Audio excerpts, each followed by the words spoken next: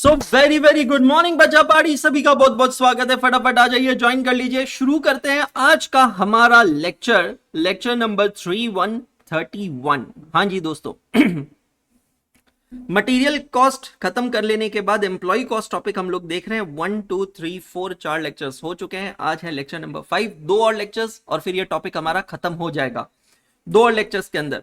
Batch के हिसाब से अगर मैं बात करूं तो आज का लेक्चर है लेक्चर नंबर 31 और टॉपिक वाइज में बात करूं तो लेक्चर नंबर है 5। तो नमस्कार, गुड मॉर्निंग, सत श्री अकाल, आदाब, स्वागत है सभी का सीए इंटरमीडिएट की regular batch of C for costing and C for common sense. हर सुबह 8 बजे मेरे साथ अंशुल अग्रवाल के साथ और मजाक करेंगे, मस्ती करेंगे, बहुत सारा नॉलेज मिलेगा और पढ़ाई हमारी साथ में हो जाएगी। लेकिन कुछ आप अपने साथ रखिए, चाय है, कॉफी है। मैं तो अपने साथ यहाँ जीरा पानी रखता हूँ ताकि वो एंटीबैक्टीरियल होता है फॉर थ्रोट। कल की क्लास में हमने क्या किया था, एक बार क्विकली रिकैप करते हैं। आज का दिन बहुत इंपॉर्टेंट है क्योंकि आज हम एम्प्लॉय कॉस्ट का पीवाईक्यू एनालिसिस भी करने वाले और पीवाईक्यूज भी आपको मैं बताने वाला हूं। That's where we are going to start. In yesterday's class, we first checked our homework questions. Question number 3, 12 and 13, which took approximately 18 minutes. Everything is mentioned in the tracker. Tracker कहाँ मिलेगा? App पे जाएंगे, notice board पे tracker मिल जाएगा, tracker की link मिल जाएगी। Then we did question number 9, 10 and 14. The entire class, कल की पूरी class was dedicated to Hals and Rowan. Homework was question 11, 15 and 16. Now, as I have written in the tracker, it's a very important lecture. Practice manipulative questions on Hals and Rowan. अब यार ये इतनी detailing मैं सिर्फ इसलिए कर रहा हूँ क्योंकि जब आपकी बैच खत्म हो जाएगी, क्लासेस खत्म हो जाएगी, मैं आप सब लोगों से रिक्वेस्ट करूंगा, ये जो ट्रैकर है इसका पीडीएफ मैं आपके साथ शेयर कर दूंगा या आप खुद भी कन्वर्ट कर सकते हैं। इसको आप कलर में प्रिंट आउट कर लें और इसका कलर प्रिंट आउट निकाल कर आप अपने रजिस्टर में पेस्ट कर दें। बैच खत्म हो जाएगी, सब्सक्रिप्शन खत्म हो जाएगा, एक्सेस खत्म हो जाएगा। एक्चुअली स्क्रीन टाइम की जरूरत ही नहीं है। हम लोग टारगेट ये रखते हैं कि एक बार बैच खत्म हो जाए, सारी क्लासेस हो जाए, how can we make our screen time 0। तो जिन जिन चीजों की जरूरत है वो सब अभी हम कंपाइल करके रखेंगे। इसको कलर प्रिंट आउट करके रजिस्टर में पेस्ट करेंगे तो आपको कभी परेशानी नहीं होगी कि यार वो कौन सी क्लास में सर ने हाल से रोवन के एडवांस क्वेश्चन प्रैक्टिस कराए थे। Just look at the tracker, मैंने यहाँ पर लिख दिया। वो कौन सी क्लास थी जहां पर सर ने वो इन्वेंट्री के अलग अलग लेवल सिखाए थे, ये देखो मैंने यहाँ पर लिख दिया। Everything is written over here, सब कुछ यहाँ पर आपको मिल जाएगा। लेक्चर नंबर, उसकी डेट क्या है, क्लास का ड्यूरेशन क्या है, so that you can plan your studies. जो लोग रिकॉर्डेड देख रहे हैं उसके लिए तो बहुत इंपॉर्टेंट है बिकॉज आप अपनी स्टडीज को अकॉर्डिंगली यहाँ पर प्लान कर सकते हैं। क्लियर? नाउ होमवर्क क्वेश्चन करें पहले। दिशा मैम, जय जिनेंद्र, गुड मॉर्निंग, करके देखते हैं। क्वेश्चन नंबर 11 हाल से रोवन सिस्टम का क्वेश्चन है, मॉड्यूल का है, इलस्ट्रेशन नंबर 9। चलिए, बोनस पेड अंडर हाल से plan with bonus at 50% for the time saved equals bonus paid under the Rowan plan. When will this statement hold good? Your answer should contain the proof. इसको exam में expect मत करो, plain simple concept question है। ये कहना चाहता है कि भैया हाल से के अंदर हम 50% बोनस देते हैं। 50% of what? The wages saved, क्योंकि हमारा फॉर्मूला क्या है, 50% of time saved into rate per our. तो जितनी भी वेजेस सेव होती है उसका 50% हम लोग पास ऑन कर देते हैं एम्प्लॉय को। ये कहता है कि यही सिचुएशन रोवन के अंदर कब होगी? When it will happen under Rowan, कि भैया bonus under Halsey is equal to bonus under Rowan. When will this statement hold good? पहले अगर लॉजिकली मैं आपको बताऊं तो ये कब होगा। चलिए मैं एक बार इसमें यहां पर एक बेसिक कैलकुलेशन आपको समझाता हूं। इसमें कैलकुलेशन से ज्यादा ना लॉजिक है इस क्वेश्चन के अंदर, ठीक है? ये देखिएगा, हाल से और रोवन का फॉर्मूला हमको पता है। हाल से रोवन, ठीक है? अब टोटल फॉर्मूला है hours worked into rate per our which will give you normal wages plus 50% of time saved into rate per our which will give you bonus. Now please understand, हम यहां पे normal wages की बात नहीं कर रहे हैं। चाहे हाल से हो या रोवन हो, दोनों में नॉर्मल वेजेस का फॉर्मूला सेम है, बराबर है। हम यहां पर बात कर रहे हैं बोनस एज पर हाल से, बोनस एज पर रोवन। हाल से कहता है it is 50% of time saved into rate per our और रोवन कहता है कि भैया हम 50% फिक्स नहीं करेंगे, हम कहेंगे actual hours divided by standard hours into time saved into rate per our. अब अगर मैं इन दोनों फॉर्मूलाज को एलएचएस आरएचएस को कंपेयर करूं तो ये वाला पार्ट तो दोनों में सेम है, डिफरेंस सिर्फ कहां पर आ रहा है, डिफरेंस आ रहा है ये वाले पार्ट में।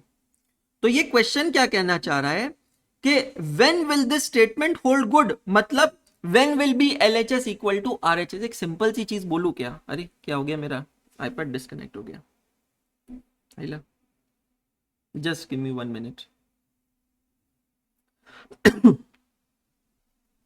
बड़े बड़े देशों में ऐसी छोटी छोटी बातें होती रहती है सेन्योरिटा। ओके, ये स्टेटमेंट कब गुड होगा, एक चीज बोलूं क्या, ये स्टेटमेंट तब सही होगा when actual hours will be equal to 50% of standard hours.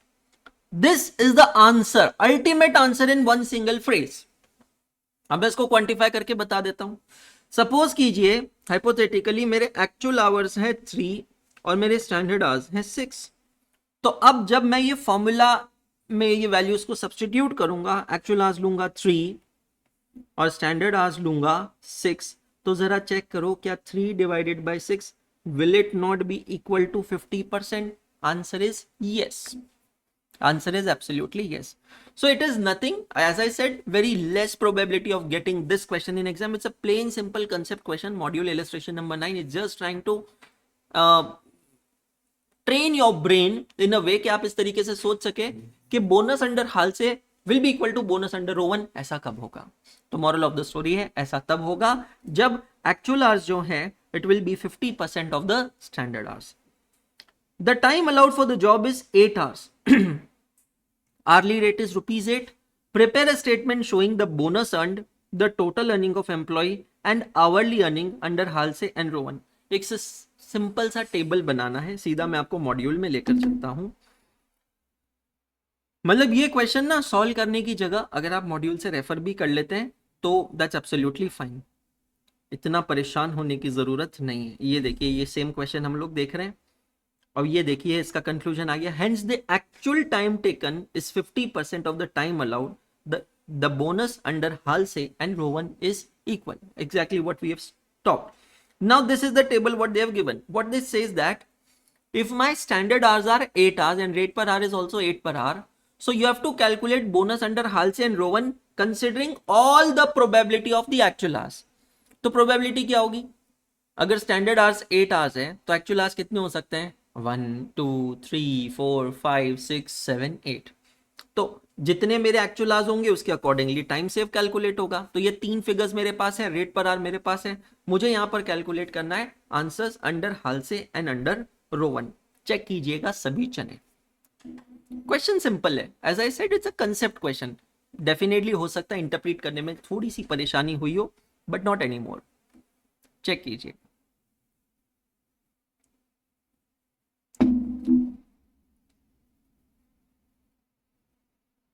सो ना फाउंडेशन में एक सब्जेक्ट होता था आपका लॉजिकल रीजनिंग। लॉजिकल रीजनिंग के अंदर एक टॉपिक होता था ब्लड रिलेशंस, ठीक है। ये जो first part of the question है थोड़ा थोड़ा उसकी तरह है। हालसे और रोवन में आप रिलेशनशिप आइडेंटिफाई करने की कोशिश कर रहे हैं कि ऐसी कौन सी सिचुएशन होगी जब बोनस दोनों में इक्वल होगा, है ना। तो it's simple plain practice question. Question number 15 16 are good, हाँ, let's see. And question number 15 is very similar to the question we did earlier. Let's see. A worker is paid 10,000 a month and a DNS allowance of 2,000 per month. Worker contribution to Provident Fund is 10% and employee also contributes the same amount as the employee. The employee's state insurance premium is 6.5% of wages, of which 1.75% is paid by the employee. तो total contribution to ESI is 6.5, जिसमें से employee contribute कर रहा है 1.75, तो employer का contribution कितना होगा, 6.5 minus 1.75. 6.5 minus 1.75, that becomes 4.75%. It is the firm's practice to pay 2 months wages as bonus each year. हर साल हम 2 महीने के बराबर की जो सैलरी है वो बोनस देते ही देते हैं। Number of working days are 300 in a year, पूरा डेटा एक साल का दिया है, are 300 out of which of 8 hours each. Okay, 300 दिन काम होता है और एक दिन में 8 घंटे काम होता है। Out of this the worker is entitled to 15 days leave on full pay. Please understand the difference between leave and absenteeism. Leave leave भी दो टाइप की होती है, leave with pay, leave without pay. जब एम्प्लॉय को salary मिलती है और फिर भी वो छुट्टी लेता है, उसको कहते हैं leave with pay, leave without पे। मतलब एम्प्लॉय छुट्टी लेता है और उसकी सैलरी डिडक्ट होती है ना। ये क्या है, leave with pay. Calculate the wage rate per hour for costing purpose. Check कीजिएगा, सिंपल प्लेन एक स्टेटमेंट हमको बनाना है, एक सिंपल प्लेन स्टेटमेंट बनाना है जहां पर हमें ये कैलकुलेशंस दिखानी है। एक साल भर का स्टेटमेंट बनाएंगे क्योंकि पूरा डेटा एनुअल है।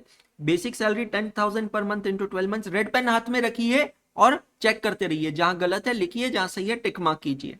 DNS allowance 2,000 rupees per month into 12 months, that becomes 24,000, total 1,44,000।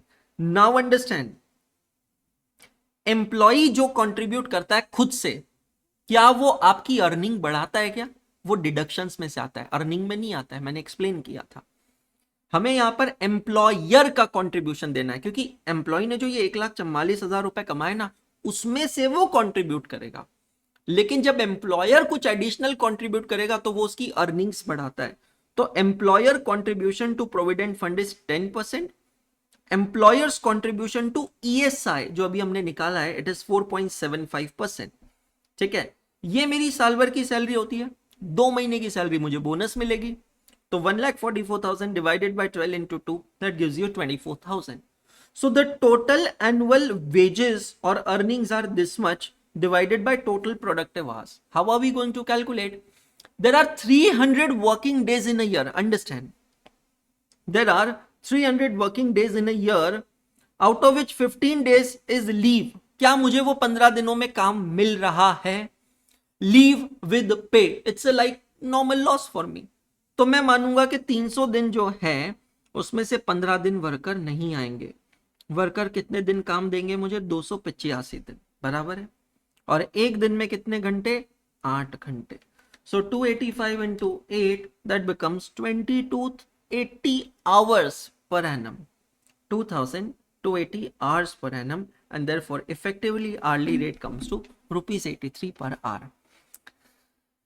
हाँ जी, अच्छे से चेक कीजिएगा और देखिए कि आपका सही है या गलत है, और कॉन्फिडेंस को अकॉर्डिंग लेके आए। कोई भी डाउट हो तो पूछिए before we check the next question.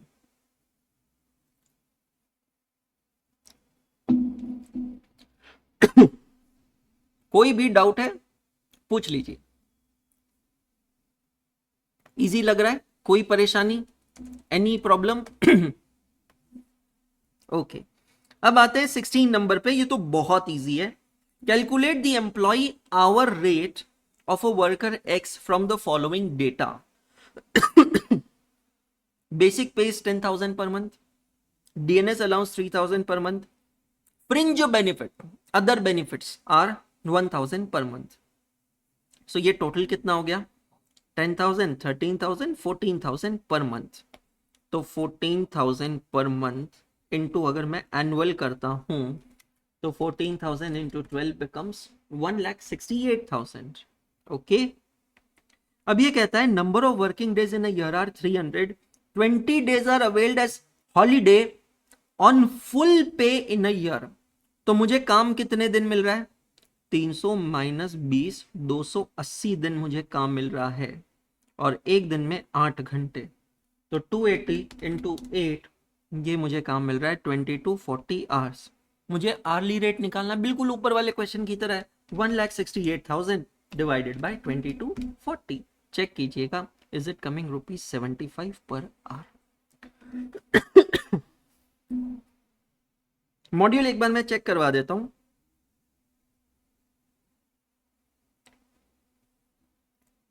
ये देखिए, early rate ₹75 per hour. Check कीजिएगा, सिंपल है। चलो, अमेजिंग। अब 15 मिनट हो गए, होमवर्क हमारा पूरा सॉल्व हो गया, चेक हो गया। आज हम करने वाले हैं बहुत ही जबरदस्त चीज से शुरुआत, जो कि हम हमेशा करते हैं। What is that? PYQ analysis. वैसे तो आपको जो 3 बुक्स डिलीवर हुई है कॉस्टिंग की, उसकी बुक नंबर 1 वॉल्यूम नंबर 1 में अगर आप आएंगे और शुरुआत में अगर आप आकर चेक करेंगे तो आपको यहां पर बड़ी इंटरेस्टिंग चीज दिखेगी। यहां पर मैंने आपको कॉस्टिंग का पीवाईक्यू एनालिसिस देके रखा है, ओल्ड सिलेबस का भी और न्यू सिलेबस का भी। एक चीज दिमाग में फिट करना, मैंने क्या कहा, कॉस्टिंग में आपको 2x एफर्ट्स करने हैं, double efforts as compare to advanced accounting, taxation और anything, because it's a new subject, it doesn't has any framework. जितनी ज्यादा प्रैक्टिस करोगे, जितने ज्यादा क्वेश्चन सॉल्व करोगे, उतना आप लोगों को कॉन्फिडेंस मिलेगा और मार्क्स भी मिलेंगे। इट इज अ सब्जेक्ट जहां पिछले करीबन 15-20 सालों में कोई सिलेबस में चेंजेस नहीं हुए। तो मई 2018 से मैंने पीवाईक्यू एनालिसिस आपको दिए। सर हम ये क्वेश्चंस कहां से लाएंगे? वॉल्यूम नंबर 3 जाकर चेक कर लो। वॉल्यूम नंबर 3 जो है, मेरी क्वेश्चन बैंक जो है, उसके अंदर मैंने मई 2018 से सारे पीवाईक्यू, आरटीपी, एमटीपी के questions along with solution chapter wise और सेगमेंट वाइज दिया है। मतलब जैसे फॉर एग्जांपल एम्प्लॉय कॉस्ट है, तो उसमें आपको थ्योरी क्वेश्चंस अलग दिखेंगे, उसमें आपको पीवाईक्यूज अलग दिखेंगे। तो मैंने पीवाईक्यू एनालिसिस कब से दिया, चेक करो। मई 2018 से। ये पूरा ओल्ड सिलेबस है। कब तक था ओल्ड सिलेबस? नवंबर 2023 तक। उसके बाद मेरे दोस्त आपका नया सिलेबस आता है। नया सिलेबस कब से आया? पहली एग्जाम मई 2024।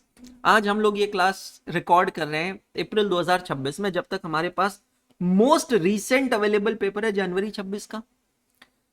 तो अब मई 26, 1 2 3 4 5 6 नए सिलेबस का भी paper wise, question wise, chapter wise analysis मैंने आपको दिया है, बराबर है। लेकिन अब मैं से एक कदम और आगे जा रहा हूं। हर एक चैप्टर के अंदर हम उस पर्टिकुलर चैप्टर का नए सिलेबस के पिछले 6 पेपर का डिटेल्ड पीवाईक्यू एनालिसिस करते हैं और वो सारे क्वेश्चंस क्लास में सॉल्व कर रहे हैं, ठीक है। और क्रॉस रेफरेंसिंग के साथ कि whether we have seen such question और नॉट। ये आप लोगों को लिखना आपके रजिस्टर में, बाद में लिख लेना, अभी नहीं, है ना। एक बार इसको डिस्कस करते हैं, क्योंकि यहां से हमारा आगे का, आज का और नेक्स्ट क्लास का फ्रेमवर्क सेट होगा। पहले तो आप यहां पर देख सकते हो जितने भी रेड मार्क्ड है वो सब एम्प्लॉय कॉस्ट के पीवाईक्यूज है। मई 24 में 2 क्वेश्चन है, सितंबर 24 में एक है। I am not talking about MCQ, they are separate. Jan 25 में एक क्वेश्चन है, मई 25 में 2, सितंबर 25 में 2, जैन 26 में 2। It is such an important topic, guys. You see, every single examination institute is constantly asking question on this topic.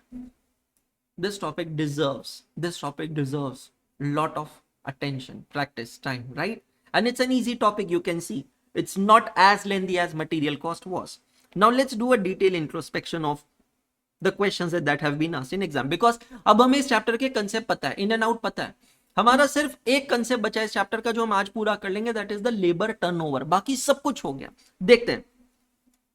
मई 24 पहली exam 2 question आए, 5A 6 mark का question, labour turnover cost. ये बिल्कुल डिट्टो है अपनी बुक का क्वेश्चन नंबर 20 जो आज हम सॉल्व करने वाले हैं। अभी ये पीवाईक्यू एनालिसिस डिस्कशन के बाद मैं आप लोगों के साथ लेबर टर्नओवर डिस्कस करने वाला हूं, एक्सप्लेन करने वाला हूं, और उसके क्वेश्चंस हम लोग देखने वाले हैं, आज सॉल्व करने वाले हैं। अपनी बुक का क्वेश्चन नंबर 2020 जो है, जो आज हम सॉल्व करेंगे, ये क्वेश्चन नंबर 20 बिल्कुल 100% आप समझ लो एग्जाम में उठाकर डाल दिया गया। ये देखो मॉड्यूल का ये क्वेश्चन, इलस्ट्रेशन नंबर 15, ठीक है। उसी एग्जाम में क्वेश्चन नंबर 6, जो कि नॉर्मली थ्योरी क्वेश्चंस होते हैं, 4 मार्क का थ्योरी क्वेश्चन है on treatment of over time. Treatment of over time हमारा बचा है, जो हम कल की क्लास में देखेंगे, ठीक है। मेरी बुक में पेज नंबर 3.3 पे। उसके अलावा रुक जाओ, मैं आपको क्वेश्चन बैंक दिखा देता हूं। ये रहा हमारा क्वेश्चन बैंक, ठीक है। क्वेश्चन बैंक में मैं एम्प्लॉय कॉस्ट चैप्टर ओपन करता हूं, ताकि आपको एक आइडिया मिल जाएगा ना कि हम लोग क्या कर रहे हैं, कैसे कर रहे हैं, किस तरीके से कर रहे हैं। ये हमारा चैप्टर नंबर 3 एम्प्लॉय कॉस्ट। क्या सिखाया मैंने आपको 2018 से सारी रिसोर्सेज के क्वेश्चंस कंपाइल करके दिए हैं विद सॉल्यूशन। कुछ मिस्टेक्स हो सकती है, जो भी होती है मुझे बताइए, I will be more than happy to rectify. Practical question अलग, थ्योरी क्वेश्चन अलग, ठीक है। अब सिर्फ एम्प्लॉय कॉस्ट देखते हैं। प्रैक्टिकल क्वेश्चंस आ गए, चालू हो गए। एमटीपी मार्च 2019 पूरा क्वेश्चन सोल्यूशन। एमटीपी अप्रैल 19, सितंबर 23, मई 2018। मेरे को ना मतलब रिपीटेटिव नहीं करना है। आप ये नहीं है कि देखो वहां से कॉपी किया या पेस्ट किया, उसको एनालाइज किया है। जैसे ये क्वेश्चन है, ये 2 एमटीपी में और यही क्वेश्चन एक आरटीपी में भी है, तो वो रेफरेंसेस सब एक जगह दिए ताकि हम एक क्वेश्चन सॉल्व करें और 3 अलग अलग रिसोर्सेस कवर करें। हमारी एफर्ट्स उसी डायरेक्शन में जाए जहां सही में जानी चाहिए, है ना। MTP March 2018, MTP August 2018, you can check over here. MTP October 2019, MTP May 20, and the similar question is in RTP May 2019. We have covered over here. MTP October 2020, and look at this reference and look at the detailing. Same concept but different figures asked in RTP November 21. So what I mean to say is, भाई अगर ये question देख लिया ना तो नवंबर 21 की RTP देखने की जरूरत नहीं है। क्यों नहीं है? यही कंसेप्ट है, बस फिगर अलग है। उससे क्या फर्क पड़ता है? 10 मार्क का क्वेश्चन ये भी दिया मैंने, आप देखो। MTP April 21, RTP May 23, same concept but different figure as RTP May 2020, PY previous year paper May 2018। Look at the detailing. This is question number 8. Just keep counting. Just keep counting. You can open your material later. MTP March 2022. MTP April 2022. MTP September 2022. MTP October 2023. RTP November 2018. RTP November 2019. Those repeated are omitted. RTP November 2020. Look at this. RTP में 2021 question number क्या है? 17 question चल रहा है। ये सारे question हमने class में ये सारे कंसेप्ट्स कवर कर चुके हैं, आप समझ रहे हैं। बस ये प्रैक्टिस के लिए दिए हैं। बच्चा बोलता है ना सर कॉस्टिंग में 100 मार्क चाहिए, मैं गारंटी देता हूं ला सकता है 100 मार्क, ये करके देखा। भाई अब आपकी श्रद्धा भक्ति, जो जितना करेगा वो उतना पाएगा, देख लीजिए आप। आरटीपी नवंबर 22, आरटीपी नवंबर 2023। 24 से तो नई एग्जाम आ गई, तो 24 के आगे के आरटीपी आगे आगे कवर कर लिए। प्रीवियस ईयर पेपर मई 18, नवंबर 18, मई 19, नवंबर 2020, जनवरी 2021, चेक करो, जुलाई 2021, बहुत डिफिकल्ट पेपर था जुलाई 21 का। जुलाई 21 में 2 क्वेश्चंस। दिसंबर 2021, मई 2022, नवंबर 2022, मई 2023। भाई लोगों क्वेश्चन नंबर देखो 31 नंबर है। स्काई इज द लिमिट, जितना चाहो उतना पढ़ो। मैं क्या कह रहा हूं, 2024 तक के रिसोर्स तो मैं क्लास में करवा रहा हूं, बराबर है। हम लोग अभी 26 में बैच रिकॉर्ड कर रहे हैं। This batch is applicable for 26, 27, जब तक सिलेबस चेंज ना हो। 26 में करवा रहा हूं, 25 में करवा रहा हूं, 2024 में करवा रहा हूं, बराबर है। These are enough for you to get exemption easily in costing. But if you are more hungry, if you want to study more, आप कितना पीछे जाना चाहते हो ये मैं आपके ऊपर छोड़ता हूं। मैंने आपको 2018 से सारे रिसोर्सेज दे दिए हैं अलोंग विद सॉल्यूशन, ठीक है। अभी रुको, खत्म नहीं हुआ। ये प्रैक्टिकल क्वेश्चंस का सेगमेंट खत्म हुआ है। कितने क्वेश्चन? 31। आपको याद हो सेम चीज एडवांस्ड अकाउंटिंग में की है, सेम चीज, ठीक है। अब आ जाओ यहां पर। क्या है भाई लोगों? थ्योरी क्वेश्चन, क्योंकि कॉस्टिंग में थ्योरी है जरूरी। अभी कौन सा क्वेश्चन देखा हमने पीवाईक्यू में, जरा एक बार नजर मार लो। Question 6C 4 marks theory question, treatment of over time, बराबर है, बोला मैंने। पहला ही क्वेश्चन देख लो क्या है। Discuss the accounting treatment of idle time and over time wages. देख लो,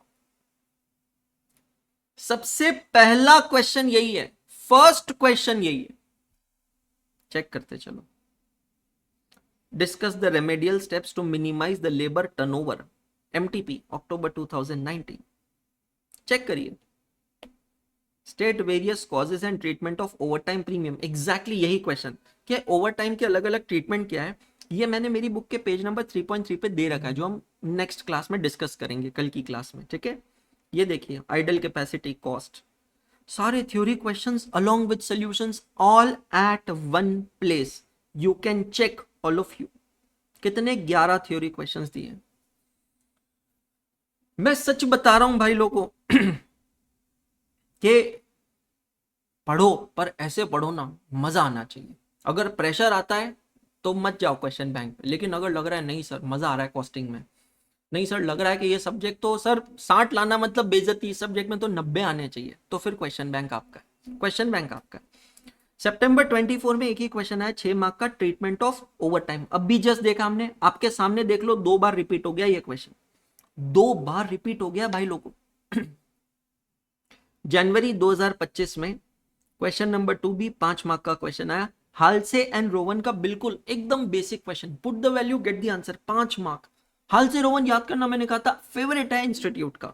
मई 2025 में लेबर टर्नओवर रेशियो का बिल्कुल बेसिक क्वेश्चन जो अभी हम देखेंगे। हालसे रोवन का इंट्रोडक्शन ऑफ इंसेंटिव स्कीम, याद है कल हमने क्वेश्चन किया था क्वेश्चन नंबर 14 के एक एंटरप्रेन्योर था, उसके प्रोडक्ट की डिमांड 25% से बढ़ गई थी, तो उसने सोचा कि what if I introduce N incentive scheme, और अगर मैं वो स्कीम लेकर आता हूं तो मेरे एम्प्लॉइज की अर्निंग कम से कम 20% बढ़नी चाहिए। Do you remember? मैं दिखाऊं आपको, ये देखो ये वाले क्वेश्चन की मैं बात कर रहा हूं, है ना। तो हाल से इंट्रोड्यूस करेंगे तो 90,000, रोवन लेकर आएंगे तो 96,000, ये पूरा क्वेश्चन हमने बनाया। फिर मैंने एक क्वेश्चन ऐड किया था लास्ट में कि मिस्टर ए का अश्योरेंस कौन से स्कीम से पूरा होगा, आपने आंसर दिया था रोवन। एग्जैक्टली डिट्टो यही क्वेश्चन इंस्टीट्यूट ने पूछ लिया है, ये देखो मई 2025 की एग्जाम में बिल्कुल डिट्टो ये क्वेश्चन आ गया, इसलिए मैंने सिंगल स्टार दिया। भाई जहां जहां रेफरेंसेस दे दिए ना वो सिंगल स्टार है, इतना ज्यादा हेडेक नहीं लेने का। मतलब ऑल एंड ऑल यहाँ 3 स्टार वाला क्वेश्चन सिर्फ थ्योरी क्वेश्चन है, वो भी ये एक मेरे को बहुत अच्छा लगा। सितंबर 25 में 2 क्वेश्चन है, हाल से रोवन का फैक्ट्री कॉस्ट। वो आपको एक क्वेश्चन याद है, थोड़ा सा याद दिलाता हूं। क्वेश्चन नंबर 10 अपनी बुक का, ये देखो ये वाला question, worker A and worker B produce the same product using same material, उनका आर्ली रेट भी सेम है, बट डिफरेंस क्या है, one is paid under Rowan and B is paid under हाल से।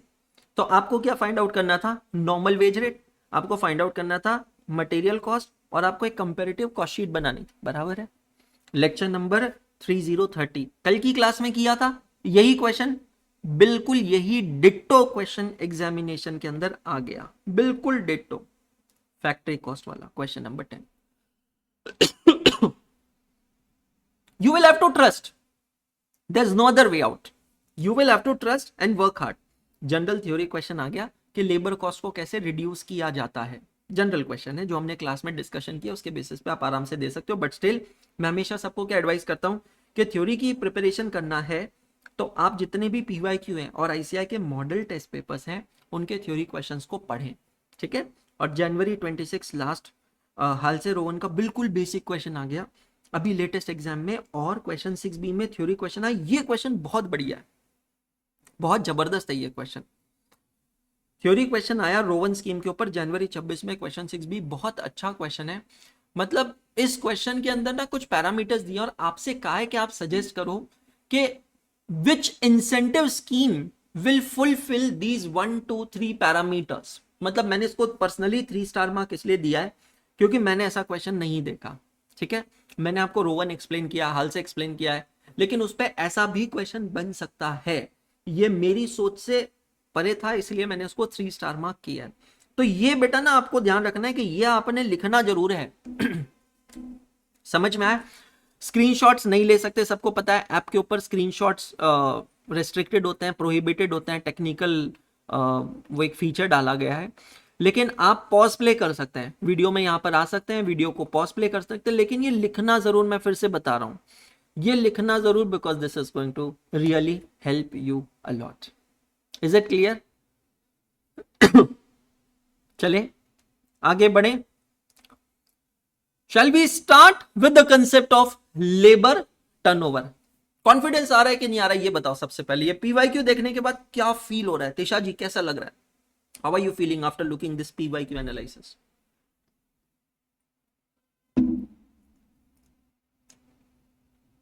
जो भी हमने किया है, जितना भी हमने किया है मस्त है, बहुत बढ़िया लग रहा है sir, confidence is on peak, that's amazing. बस ये है बेटा, ये जो पीक कॉन्फिडेंस है ना, इसको यूज करना है क्वेश्चन बैंक सॉल्व करने के लिए। ट्रस्ट मी, अभी ये लर्निंग कर का फायदा लेना चाहिए। जब तक आपके दिमाग में कंसेप्ट फ्रेश है, इसको सॉल्व करने बैठोगे ना क्वेश्चन बैंक को, तो ज्यादा समय नहीं लगेगा, won't take much of the time. मतलब आप मान के चलो ऑन एन एवरेज एक क्वेश्चन को आपने रफ में सॉल्व करना है, एक क्वेश्चन को मैक्सिमम टू मैक्सिमम आप पकड़ लो, या मैं कहूंगा आप छोटे बड़े सारे क्वेश्चन पकड़ लो, 1 घंटे में 8 से 10 क्वेश्चन हो जाते हैं। 8 से 10 क्वेश्चन, 31 क्वेश्चन आपने करने, 3.5-4 घंटे की बात है। 3.5-4 घंटे में खत्म हो जाएगा। तो अब अगर आप 2 दिन 2-2 घंटे बैठ जाते हो चैप्टर खत्म होने के बाद, क्वेश्चन बैंक खल्लास खल्लास। 2 दिन 2 घंटे थ्योरी क्वेश्चन मिला लू तो 5 घंटे पकड़ लो मैक्सिमम। ठीक है, चलिए आगे बढ़ते हैं भाई लोगों।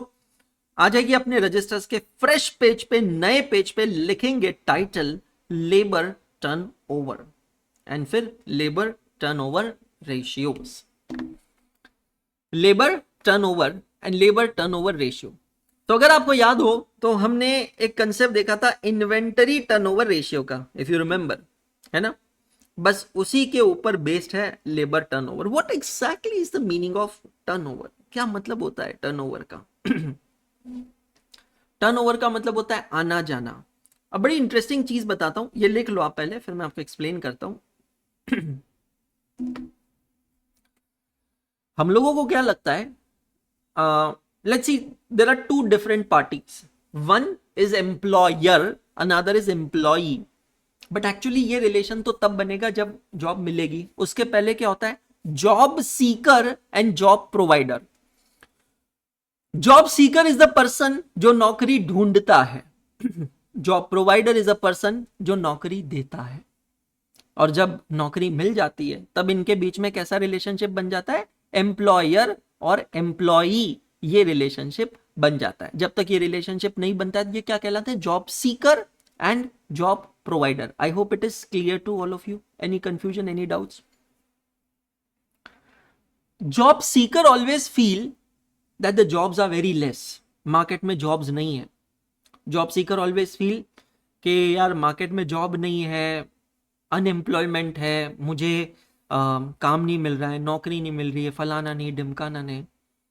लेकिन मैं आपको ऑनेस्टली बताऊं, बिकॉज मेरी लाइफ में I have been job seeker also initially, and I am and have been job provider also. Lately you will not believe this fact, but it's fact that in market if you are a job provider, you are not even finding the deserving candidates also, and that's a very big problem. That's a very big problem. Market में deserving candidates की बहुत कमी है। अगर आप job देना चाहते हैं तो आपके पास अच्छे लोग नहीं है। लोग चार्टर्ड अकाउंटेंट्स इसके उसके सारी चीजों के पीछे भागते हैं। मैं आपको एक रियलिटी चेक देता हूं, मार्केट में अच्छे अकाउंटेंट्स की भी कमी है। There are not even good accountants. अच्छा, कुछ अच्छे की परिभाषा क्या, अच्छे की डेफिनेशन ये कि वो स्किल सेट नहीं है, वो नॉलेज नहीं है, प्रैक्टिकल एप्लीकेशन नहीं है। जैसे कि बहुत सारे एम्प्लॉयज को मैंने when I was in Pune, I had an office in Pune, तब मैंने देखा, आई इंटरव्यूड बीकॉम ग्रेजुएट्स। हमारे ऑफिस था आकोडी, एक एरिया है वहां पे, उसके पास में से बड़े बड़े 2-3 कॉलेजेस बने थे ग्रेजुएशन के। तो मैंने वहां से कैंडिडेट्स को हायरिंग करने के लिए इंटरव्यू किया, मॉक इंटरव्यूज भी किए। मैंने छोटा सा पूछा, what is the journal entry of an outstanding expenses और what is the journal entry for prepaid expenses, and I was shocked that BCom graduates were not able to answer that question. They know the treatment. Okay, when I asked question what is the journal entry of outstanding expenses, they knew the treatment. What they said, sir वो expenses में add करेंगे और balance sheet के liability side में दिखाएंगे। तो मेरे mind ने मेरे को आंसर दे दिया, भाई ये मैकेनिकल जा रहा है। ये बंदा कैसे जा रहा है मैकेनिकल में, क्योंकि हमको 11th-12th में ऐसे ही पढ़ाया। हमको 11th-12th में कभी भी किसी का ट्रीटमेंट मतलब जर्नल एंट्री नहीं बताई, हमें ट्रीटमेंट बताया डायरेक्टली, कौन सी चीज किधर आएगी, डेप्रिसिएशन क्या करने का, बैलेंस शीट के एसेट में से जाके माइनस करने का, और पीएनएल के डेबिट में जाकर लिखने का, डेप्रिसिएशन खत्म। आरडीडी सिंपल है, पीएनएल में जाने का लिखने का, to new RDD add bad debts minus old RDD, खल्लास खत्म। क्यों, क्या, कैसे है, नहीं बताया गया। काफी बार नहीं, काफी जगह बताते, काफी जगह नहीं बताते, कंफ्यूजन। ब्रो हमें ये समझना है कि हमारे पास डिग्री हो नहीं हो आजकल ये मायना नहीं रखता है। व्हाट रियली मैटर्स इज हम वैल्यूएबल कितने हैं, ये चीज बहुत इंपॉर्टेंट है। हम वैल्यू एडिशन कितनी कर पा रहे हैं उस ऑर्गेनाइजेशन में। So as a job provider, I'm telling you, they always feel that there is huge scarcity of good talent in the market. Then ever have you thought where these two people come and meet at a common place? I mean, today you're working so hard, you're doing CA, you're studying relentlessly, effortlessly, day, night, in spite of fatigue, everything. You're sacrificing, compromising, every single thing. Okay, agree, taken 100%. My question is, क्या ये question आपके दिमाग में नहीं आता कि जिस दिन मैं सीए बन जाऊंगी या मैं बन जाऊंगा, how will I get job? How are people going to notice me? Because also admit the fact that since last 2-3 attempts, there are a lot of students who are becoming chartered accountants. You have to admit this fact. The supply of CA has increased tremendously, enormously in the market. And that's the reason where recently the Institute of Chartered Accountants of India has taken back its own decision, and they have now again made CA final as twice a year examination. Whereas in last year, they have released a notification making CA final also 3 times a year. There was a backlash. Please understand. Our economy is not yet ready to absorb so many chartered accountants. What the institute is producing every single attempt. You look at the results, passing percentage. Final passing percentage is way better than intermediate and foundation passing percentage. Okay, no problem. I'm not saying the right talent needs to pass, needs to qualify. The point is, are they employable? Are they getting jobs? Well, I became chartered accountant way back in 2011. My pay package, I have told you in an example, it was 6.29 lakh rupees in Deloitte. The average pay package even that time was around 6 lakh rupees. Today also the average pay package for chartered accountant is gone to 8 lakh, 9 lakhs. You tell me, जब मैं 2011 में 6.25 लाख रुपए draw कर रहा था, जहां average package 6 lakh रुपए था, आज 2026 में हम बैठे हैं, 15 साल बाद ये फिगर डबल भी नहीं हुई है. तो हाउ डू वी से कि चार्टर्ड अकाउंटेंट की वैल्यू इंक्रीज हुई है या उतनी ही है? मुझे बताइए ना, हाउ डू वी से? ये सोचना पड़ेगा. ये सोचना पड़ेगा.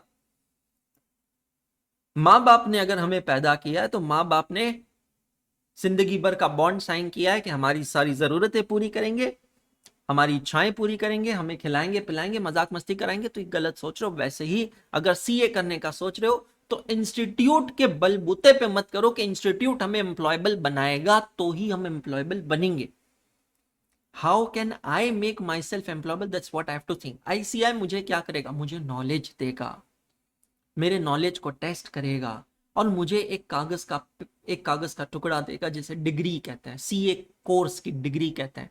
मुझे वो प्रीफिक्स देगा जो मुझे अथॉरिटी देती है. बट अगर अश्योरिटी सोच रहे हो तो गलत सोच रहे हो. क्या इसी अश्योरिटी देगी कि भैया सीए करोगे तो नौकरी मिलेगी मिलेगी, पैसा कमाओगे कमाओ? ये गलत सोच रहे हो. वो दिन थे, अब नहीं है, अब नहीं है. डंके की चोट पर मैं कहता था C is a course with 0% unemployment. आज मैं डंके की चोट पे कहता हूं, हाँ खुला कहता हूं, ओपन कहता हूं, सीए में अनएम्प्लॉयमेंट बढ़ चुका है. क्यों बढ़ चुका है भाई? डिमांड सप्लाई सिंपल इकोनॉमिक्स है. जितनी डिमांड नहीं उससे ज्यादा सप्लाई है, तो क्या करोगे? वैल्यू तो डिक्रीज होगी, प्राइसेस गो डाउन. 2011 में अगर एवरेज पैकेज 6 लाख था और आज अगर 15 साल बाद 2026 में अगर हमारा एक चार्टर्ड अकाउंटेंट का एवरेज पैकेज मेरी ओपिनियन में 12-15 लाख रुपए नहीं है, तो हम नीचे जा रहे हैं, हम ऊपर नहीं जा रहे. हाँ, पॉलिटिकल भाषण सुन लीजिए हमारे आईसीआई के कुछ काउंसिल मेंबर्स के. तो पॉलिटिकली कहेंगे अरे नहीं नहीं नहीं, सीए की वैल्यू बहुत बढ़ रही है, बहुत ज्यादा है, ये है वो है. भाई देख, मजाक करने का मन होगा तो बता देना, मैं अलग से आ जाऊंगा. बच्चों के साथ मजाक मत करो. 2011 में और 2026 में बहुत बड़ा डिफरेंस है. एसीसीए, सीपीए, ये सब इतने बड़े लेवल पे एमर्ज नहीं हुए थे. कोर्सेज थे बट इंडिया में इनका डोमिनेंस नहीं था. They didn't spread their wings in India as much as in 2026. Students are blindly going and trusting ACCA, whereas they don't know that how much money am I investing and how much money I'm going to get back. क्या ACCA को India में statutory rights है like a chartered accountant? The answer is no. But जा रहा है बच्चा, क्यों? Passing percentage ज्यादा दिख रहा है। सीए कोर्स टफ है, मैं गलत भी नहीं मानता हूँ बच्चे को, नहीं मानता हूँ, क्यों मानूंगा भाई? अगर फाउंडेशन का रिजल्ट आप 9-10%, 18-19-20% लगाओगे, वो बच्चे की माइंडसेट क्या रहेगी, क्या मन स्थिति होगी, जरा सोचो बताओ। जो बच्चा 12वीं तक कभी फेल नहीं हुआ, उस बच्चे को आपने फेल कर दिया। तो मैंने ये पूछा ये सवाल एक काउंसिल मेंबर से, तो काउंसिल मेंबर का जवाब सुनिएगा। तो बोले कि आईआईटी नहीं होती है क्या? जेई की एग्जाम जो होती है उसके रिजल्ट्स कितने कम होते हैं? नीट की एग्जाम्स होती है उसके रिजल्ट्स कितने कम होते हैं? तो अगर हम सीए के एंट्री को ब्लॉक कर रहे हैं या एंट्री को रेस्ट्रिक्ट कर रहे हैं तो उसमें गलत किया है। मैंने कहा very good, rhombus solid, agree. एक बात बताओ sir, what are the packages for IITians and what are the packages for NEET qualified people, and are they comparable with the CA? Answer is no. Answer is absolutely no. Okay, you may give me 1 or 2 examples of chartered accountants who have been hired at a very good package.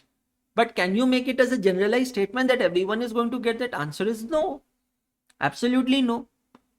IIT, NEET, they are regulated since long time. अभी यहाँ पर parliament ने थोड़ी सी बात क्या छेड़ दी Indian institute of accounting लाने की, आपकी तो लग गई, आपकी तो लग गई। बताओ, 4 साल पहले मैंने वीडियो बनाया था आईआई के ऊपर 4 साल पहले। उसमें वही चीज बोली है जो आज भी गवर्नमेंट बोल रही है, आज भी गवर्नमेंट वही चीजें बोल रही है, कुछ नया नहीं है बॉस।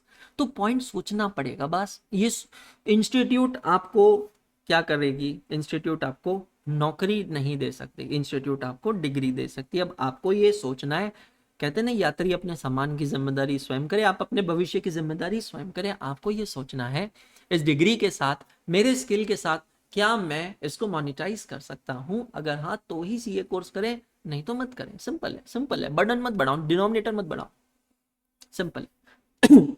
तो सवाल ये है कि आखिर ये 2 जने जाकर मिलते कहां? ये मिलते हैं एक जगह पे जिसका नाम है कैंपस प्लेसमेंट, कैंपस इंटरव्यूज होते हैं। Institute of chartered accountants of India, अब थोड़ा सा इस गेम को समझना। Institute of chartered accountants of India, इनके लिए न्यूली क्वालिफाइड चार्टर्ड अकाउंटेंट्स क्या है? एक प्रोडक्ट है, एक फिनिश गुड्स है। प्लीज ट्राई टू अंडरस्टैंड, एक सेलेबल प्रोडक्ट है। आईसीआई क्या करता है? कैंपस प्लेसमेंट्स ऑर्गेनाइज करता है। यहां पर कौन कौन आते हैं? यहां पर आते हैं न्यूली क्वालिफाइड सीएस जॉब ढूंढने के लिए। और यहां पर कौन आती है? यहां पर आती है इंडस्ट्री जॉब देने के लिए।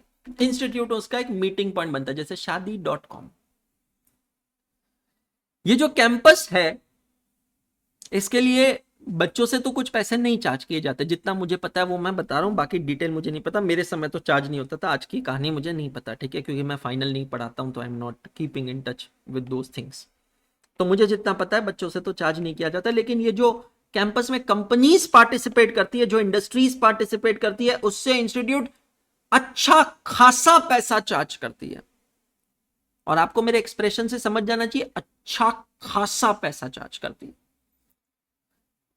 कुछ बैकग्राउंड स्टोरी बताता हूं। मतलब यहां तक होता है कि जो आपके टॉप 10 AIRs होते हैं सीए फाइनल के, ऑल इंडिया रैंकर्स टॉप 10, फिर उसके बाद में टॉप 50, इसकी जो लिस्ट होती है, ये भी लिस्ट सेपरेटली बेची जाती है इन कंपनीज को। सिर्फ डेटाबेस बेचा जा रहा है, लिस्ट बेची जा रही है। मतलब क्या?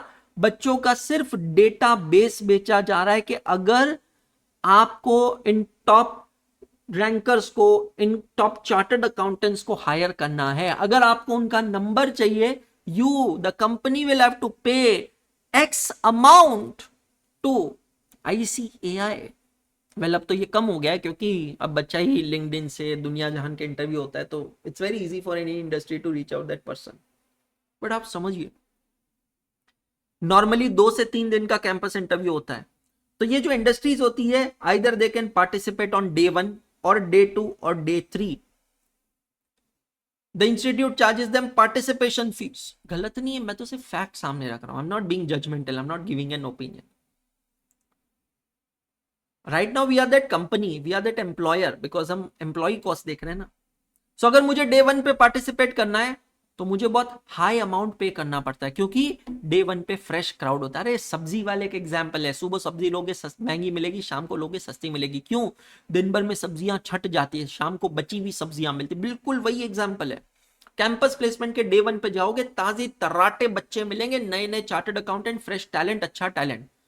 डे वन पे काफी टैलेंट छट जाएगा, सेलेक्ट हो जाएगा। डे टू पे बचा हुआ टैलेंट रहेगा। डे थ्री पे क्या होगा? और बचा हुआ टैलेंट रहेगा। तो डे थ्री का पार्टिसिपेशन चार्ज बहुत कम है, डे वन डे टू का हाई होता है। लॉजिक समझो और चीज के पीछे। तो मैं एक कंपनी हूं, मैं एक एम्प्लॉय को हायर करने के लिए कितना पैसा खर्च करती हूं, एक बार सोच कर देखो। I actually invest so much money in hiring an employ. मैं कैंपस के चार्जेस पे करती हूं। और क्या तरीके हैं, कंपनी कैसे हायर करती है एम्प्लॉयज को? प्लेसमेंट एजेंसीज के थ्रू। Naukri.com, monster.com, ये सब वेबसाइट जो है ये प्लेसमेंट एजेंसीज है, हायरिंग एजेंसीज है। कितना पैसा लेती है आपको पता ही है? 1 मंथ सैलरी।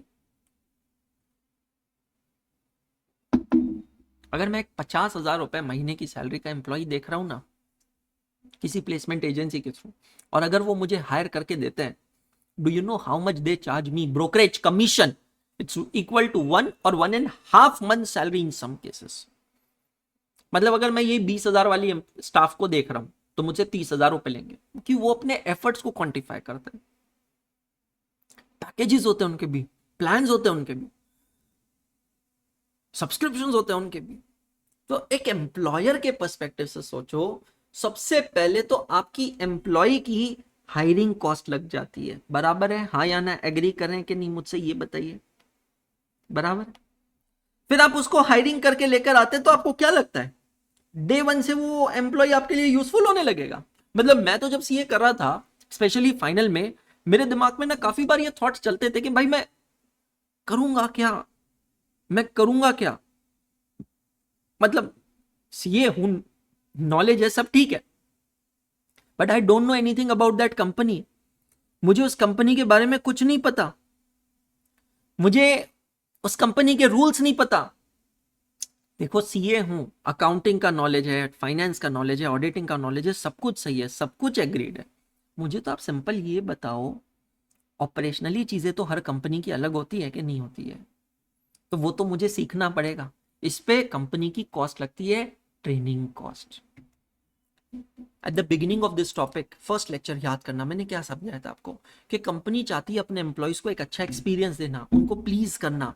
तो कंपनी अपने ट्रेनिंग सेंटर्स हिल स्टेशन पे बना के रखती है, एम्प्लॉयज को वहां ले जाती है, बहुत फैंटेसाइज करती है, बहुत सारे पर्क्स देती है, बेनिफिट्स देती है, आराम करवाती है। और वहां क्यों? ताकि एम्प्लॉय को वो फील गुड फैक्टर हो। इन्फोसिस टेक्नोलॉजीज के एग्जांपल दिया था, जिसका ट्रेनिंग सेंटर मैसूरू में बना है, एलएनटी का ट्रेनिंग सेंटर खंडाला में बना है। भाई लोगों, मुझे एक बात बताओ, ये वो जगह है जहां पर जाकर आप वेकेशन के लिए अगर एक होटल में रुकते हो, एक डिसेंट डिसेंट सादे, जब भी मैं के डिसेंट की बात नहीं कर रहा हूं, नॉर्मल डिसेंट अच्छे ढंग के होटल में रुकते हो, तो 5 से 6 हजार रुपए पर रूम पर नाइट चार्जेस लगते हैं, खाना पीने का अलग। ऐसी जगहों पर आपने 5 स्टार फैसिलिटी बना रखी है इन कंपनीज ने, जहां पर आप अपने एम्प्लॉयज को मुफ्त में रहना, खाना, ट्रेनिंग, कपड़े, लॉन्ड्री, स्विमिंग पूल, जिम्नेशियम, सब कुछ करवाते हैं। एक बार सोचकर तो देखो इसकी कितनी ट्रेमेंडस कॉस्ट आती है। इसको कौन सी कॉस्ट कहते हैं? Training cost. Consider nothing less than 6 months. मानकर चलो नथिंग लेस देन 6 मंथ्स, वो एम्प्लॉय 6 महीने तक आपके लिए किसी काम का नहीं है। हार्श रियलिटी है, एक्सेप्ट कर लो इसको। 6 महीने तक वो एम्प्लॉय आपके लिए कोई आरओआई जनरेट नहीं करेगा। इनफैक्ट 6 महीने तक जो सैलरीज आप उसको पे कर रहे हो वो आपकी कॉस्ट है, नेगेटिव जा रहे हो। अगर मैं एम्प्लॉय वाइज प्रॉफिटेबिलिटी निकालूंगा ना, तो for those 6 months I am negative, I am not positive at all with that particular resource, not at all. But फिर भी कंपनी करती है, क्योंकि कंपनी को पता है कि चलो 6 महीने तक इस एम्प्लॉय पे हमें कॉस्ट लगानी है, नेगेटिव है। 7वें महीने से हमारे लॉसेस इस एम्प्लॉय से कम होंगे, मतलब ये थोड़ा प्रोडक्टिव होने लगेगा, थोड़ा थोड़ा काम करने लगेगा।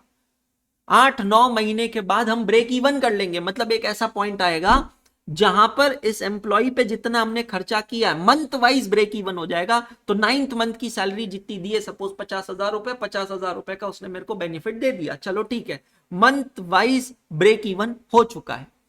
कहीं जाकर 11वें 12वें महीने में वो शायद अपनी साल भर की कॉस्ट रिकवर करेगा, और फिर 1 साल होने के बाद अब मैं कहूंगा कि भाई अब मेरा ये एम्प्लॉय ना पककर तैयार हो चुका है, घाट घाट का पानी पीकर तैयार हो चुका है, अब ये मेरा एक अच्छा रिसोर्स बना है।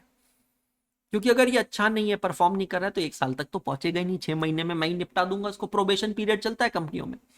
तो अगर 1 साल तक वो टिक गया, मतलब ये मेरा पक्का रिसोर्स हो गया है, मैंने इस एम्प्लॉय पे बहुत सारा पैसा लगाया है, बहुत सारी एनर्जी लगाई, किसी को सिखाना, भाई ये घर की काम वाली भाई को भी सिखाना ना, बहुत ट्रेनिंग कॉस्ट होती है उसकी, और कॉस्ट हमेशा सिर्फ मॉनिटरी नहीं होती, नॉन मॉनिटरी भी होती है।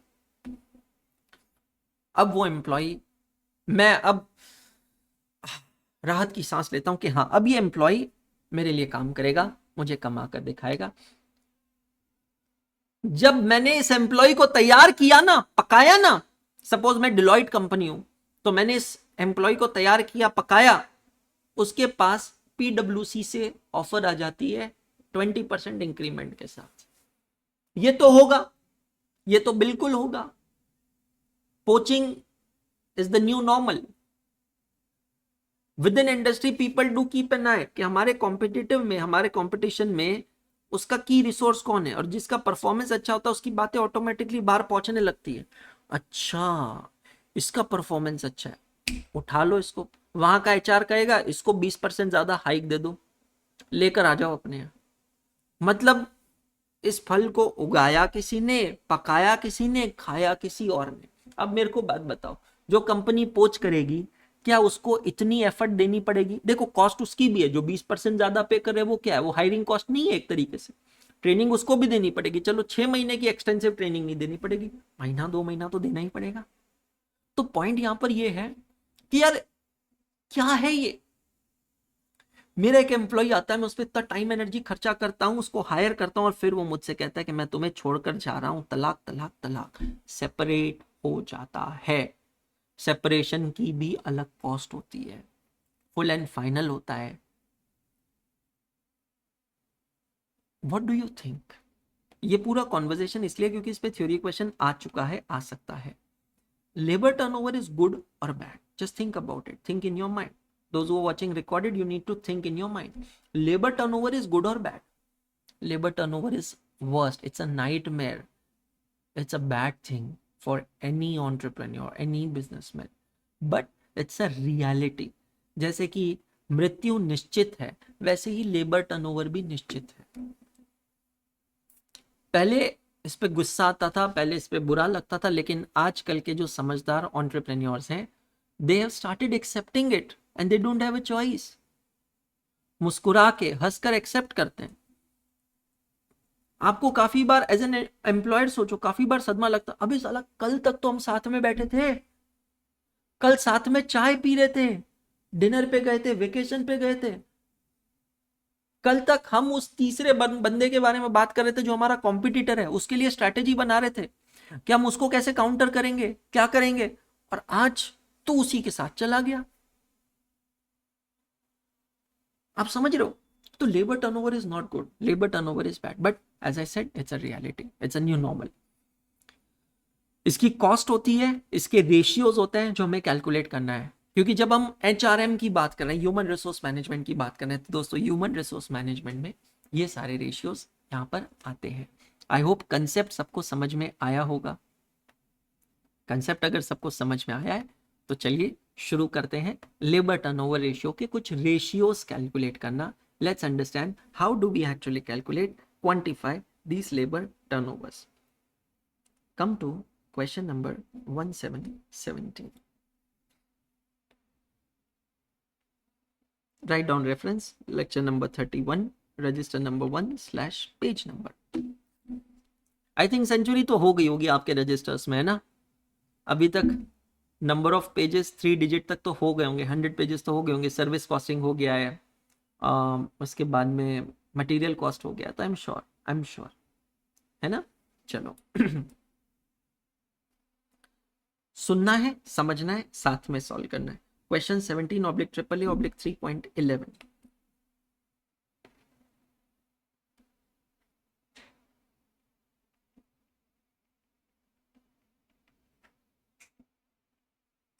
चार अलग अलग मेथड्स हैं और चार अलग अलग फॉर्मूलाज हैं, उससे हम लोग इसको देखने वाले, समझ में आ रहे हैं।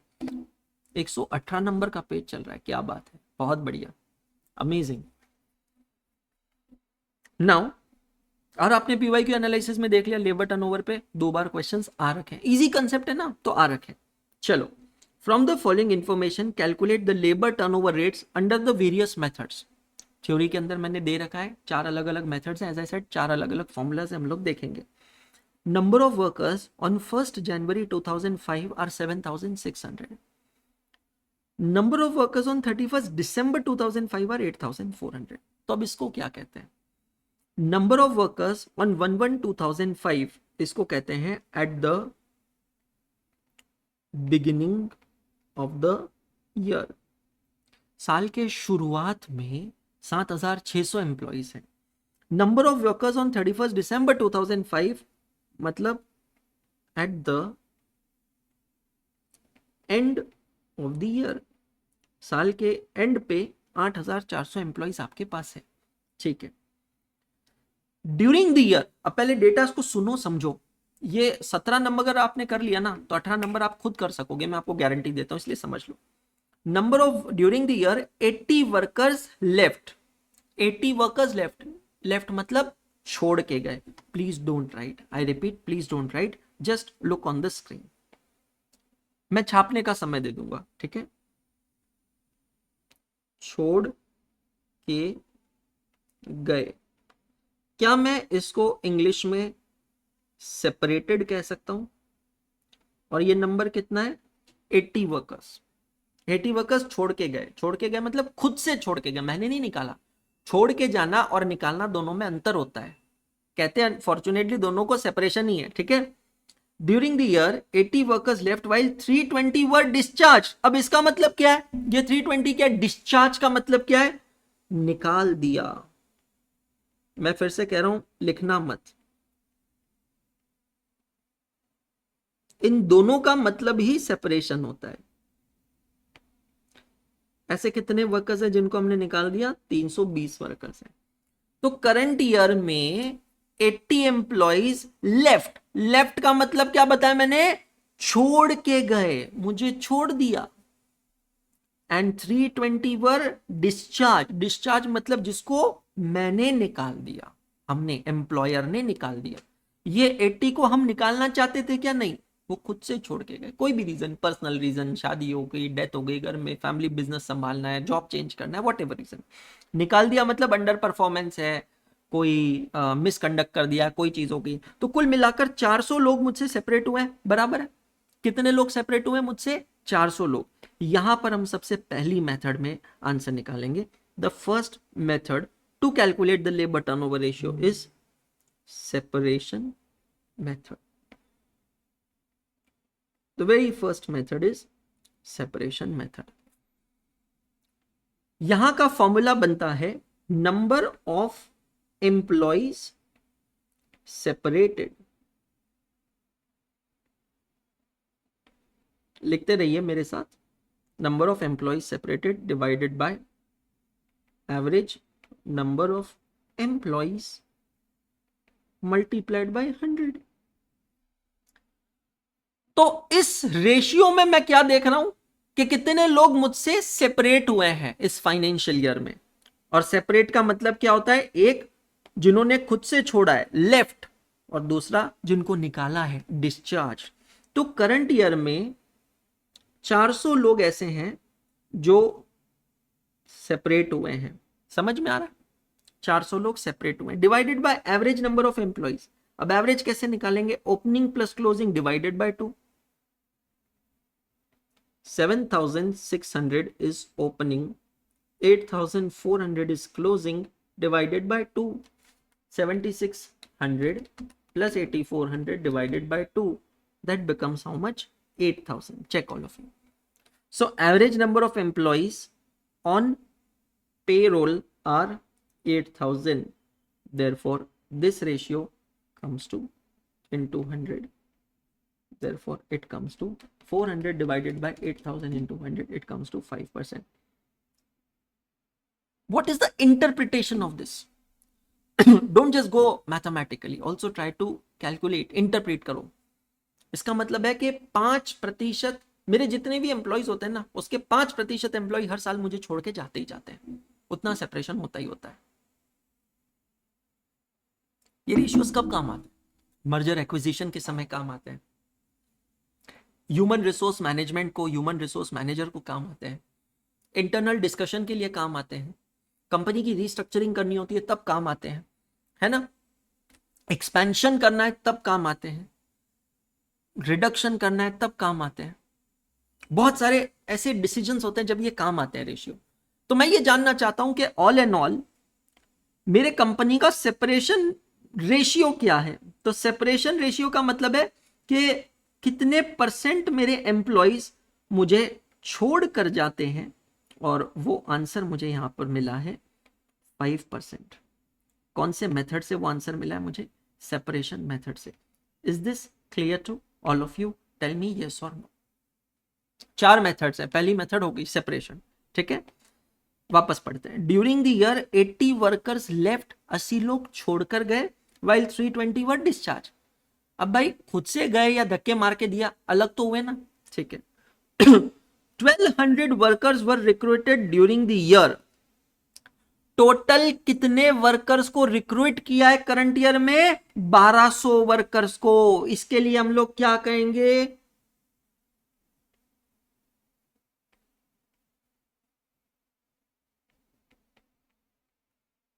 नए लोग आए हैं, है ना.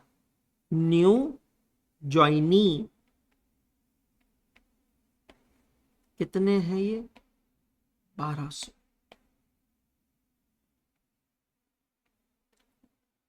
इसको कहते हैं टेक्निकली एक्सेशंस.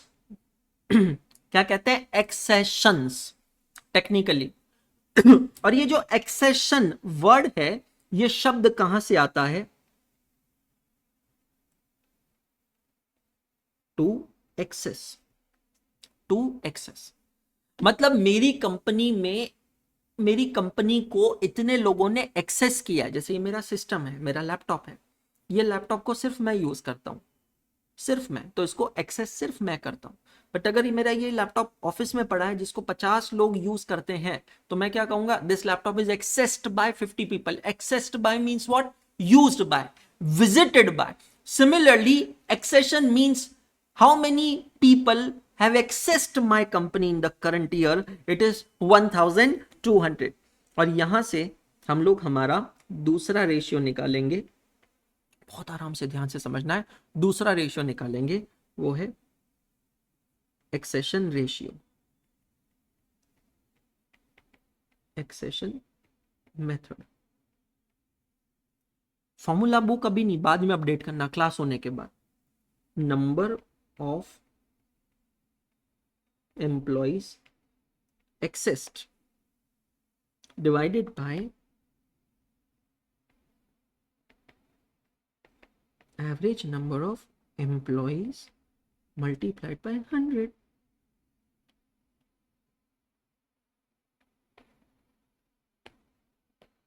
कितने एम्प्लॉइज आए हैं? 1200. एवरेज एम्प्लॉय तो चेंज नहीं होगा. 8000 इंटू 100 कितना परसेंट हो गया? 1200 डिवाइडेड बाय 8000 इंटू 100, 15%. इसका मतलब क्या है? ये रेशियो से क्या पता चलता है? इससे ये पता चलता है कि हर साल 15% नए लोग मेरी कंपनी में आते हैं. मतलब हर साल मुझे 15% नए चेहरे दिखाई देंगे मेरी कंपनी में. कितने? 15% नए चेहरे मेरे कंपनी में दिखाई देंगे. क्लियर हुआ क्या आपको? हर साल 15% नए चेहरे मेरे कंपनी में दिखाई देंगे. अब इसी को, अभी आगे बढ़ने से पहले इसी को थोड़ा सा ब्रेक डाउन करते हैं. अब ये समझना, सर एक बात बताओ, जो नए लोग आए हैं कंपनी में सर उसके भी तो दो कारण हो सकते हैं। एक, कुछ लोग जो छोड़कर गए हैं ये वाले, अब ये जो छोड़कर गए इनकी जगह पे आपने वो वैकेंसी फिल की है, और दूसरा आपने कुछ एडिशन किया। सर जैसे एक हाइपोथेटिकल एग्जांपल देता हूं, आप सुनना। मेरे ऑफिस में 15 जन है, ठीक है, अभी 15 जन है।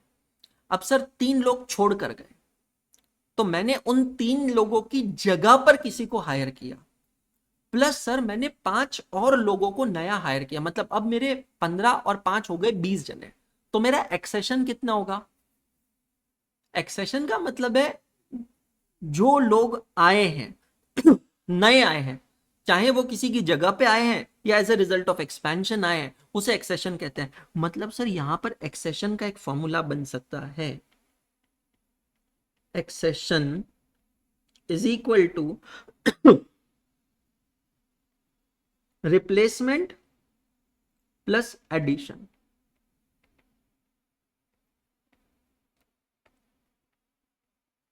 Due to expansion.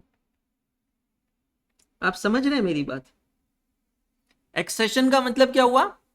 Replacement. Replacement का मतलब क्या होता है?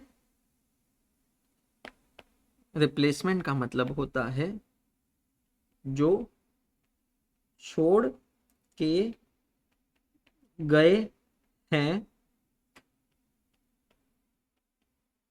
उसकी जगह, जो छोड़ के गए ना उसकी जगह किसी को लेकर आना, उसकी भरपाई करना, उसको कहते हैं रिप्लेसमेंट। एडिशन का मतलब क्या? Additional vacancy. एडिशनल वैकेंसी क्यों बनाई?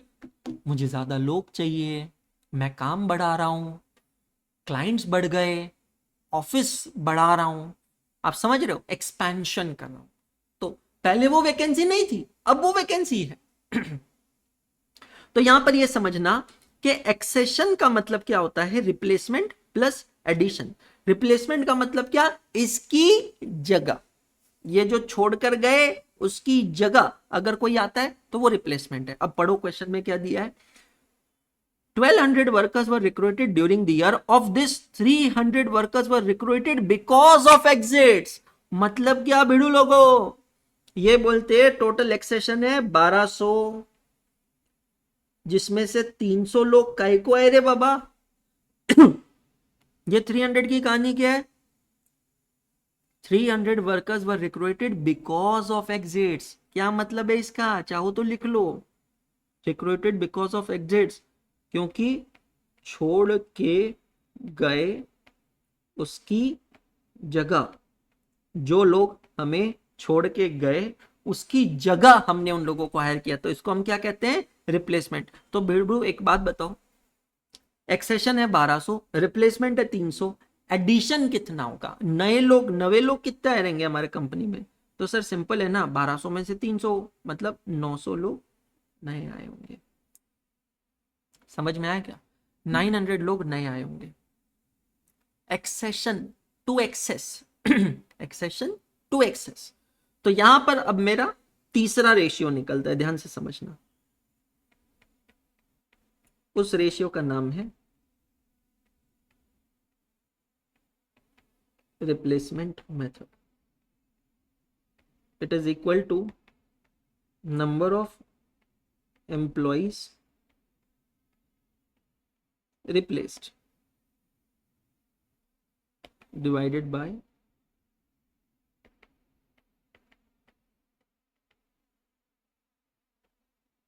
Average number of employees into 100। कितने एम्प्लॉइज रिप्लेस हुए हैं? तिशा बेटा समझ में आ रहा है कि नहीं आ रहा है? जवाब दो। Divided by 8000 into 100। Mishra ji नहीं दिख रहे आज।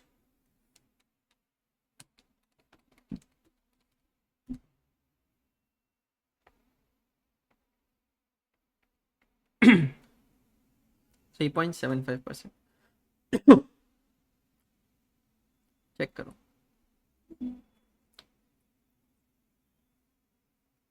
मतलब भाई लोगों बात ये है, मुझे 400 लोग छोड़ के गए, सेपरेशन कितना है? 400। उन 400 में से मैंने 300 की भरपाई कर ली है।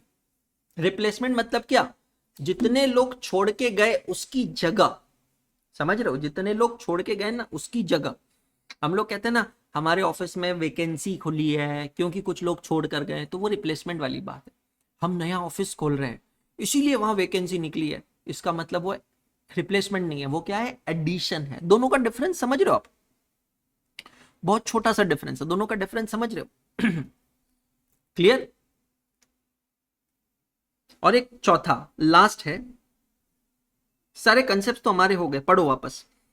During the year 80 workers left, 80 workers left मतलब छोड़ कर गए, 320 वर डिस्चार्ज, हमने निकाला total separation 400, 1200 workers were recruited, 1200 accession, जिसमें से 300 they were recruited because of exits, मतलब ये क्या है, they are replacement, and the rest were recruited in accordance with the expansion plan, 900 were recruited because we are expanding. okay, चार formulas होते हैं, चार मेथड होती है, पहला सेपरेशन, दूसरा एक्सेशन, तीसरा रिप्लेसमेंट, और चौथे का नाम लिखिएगा flux method.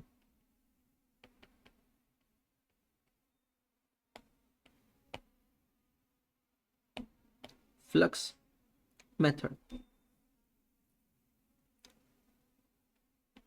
number of employees separated plus number of employees accessed divided by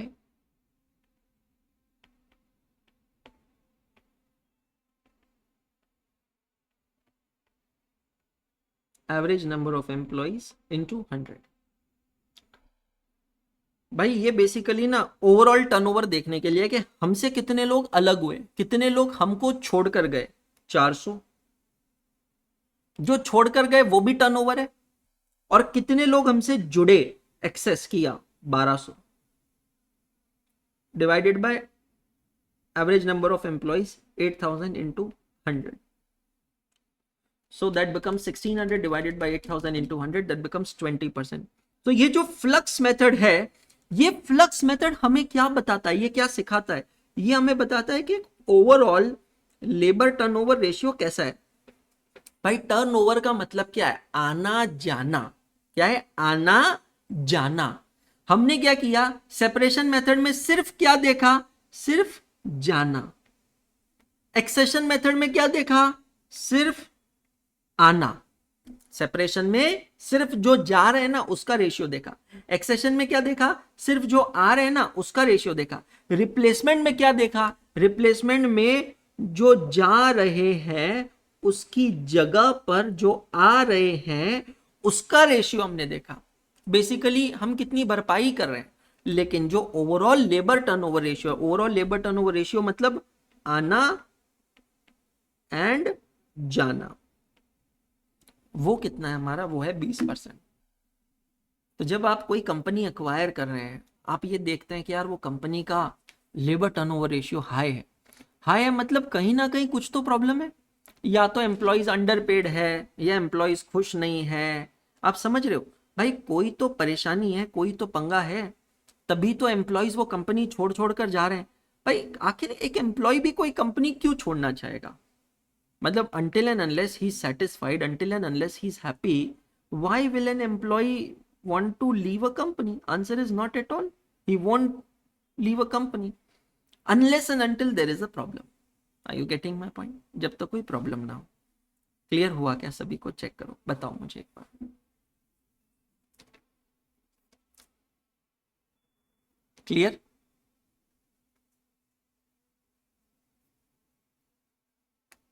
समझ में आया? चलो अब 18 नंबर पे आ जाओ। 18 नंबर आप खुद करोगे, पहले सुन लो, समझ लो, और फिर करना। 18 और 19 दोनों आप लोग करेंगे। अभी थोड़ी सी क्लास लंबी चल सकती है, दैट्स ओके, तो एक्स्ट्रा क्लास की जरूरत नहीं पड़ेगी, है ना। यहाँ पर आइए, लिखिए लेक्चर 31, यहाँ पर भी लिखिए लेक्चर 31, या आप ही सॉल्व करेंगे दोनों क्वेश्चंस अभी के अभी। मैं पढ़ के बता देता हूँ, बस एक छोटा सा कैच है, वो accident point. The accountant of Y Limited has computed employee turnover rates for the quarter ending 31st March 2018 as 10%, 5%, 3% respectively under flux method, replacement method and separation method। एक सेकेंड, मतलब यहां पर क्या बोला है आपको, रेशियोज आपको पहले से दे दिए हैं। क्वेश्चन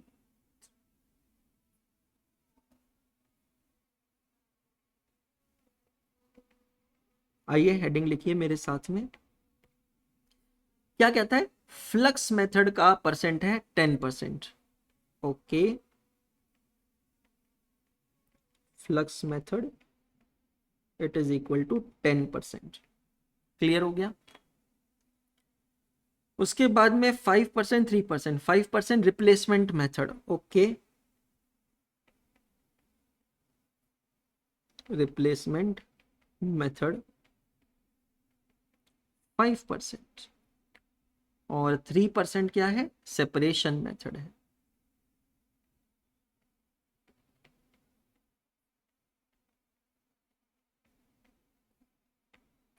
तो बहुत अच्छी बात है, हमें रिस्पेक्टिव फॉर्मूलाज दे दिए, हमें फॉर्मूलाज पता है। ठीक है, तीनों में कॉमन क्या है? तीनों का डिनोमिनेटर कॉमन है, ये ध्यान रखना।